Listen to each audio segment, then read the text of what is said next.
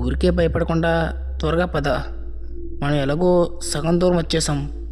ఇంకో 5 మినిట్స్లో ఈ స్ట్రీట్ ఎండ్ అయిపోతుంది అని చెప్పడంతో సోఫీ కూడా ఏం మాట్లాడకుండా చెన్ వెనక నడుస్తూ ఉంటుంది. ఈసారి సోఫీకి భయం వేసి చెన్ చెయ్యి పట్టుకొని నడుస్తూ ఉంటుంది. ఆమె భయంలో ఉందని అర్థం చేసుకున్న చెన్ కూడా ఏమీ మాట్లాడకుండా ఆమె చెయ్యి పట్టుకొని నడుస్తూ ఉంటాడు.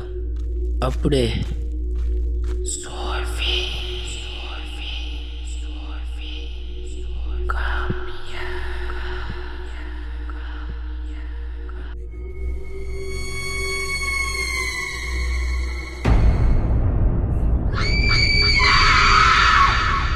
అని గట్టిగా అరుస్తుంది సోఫీ. ఆమె అరుపుకి ఉలిక్కిపడ్డ చెన్, సోఫీ ఏమైంది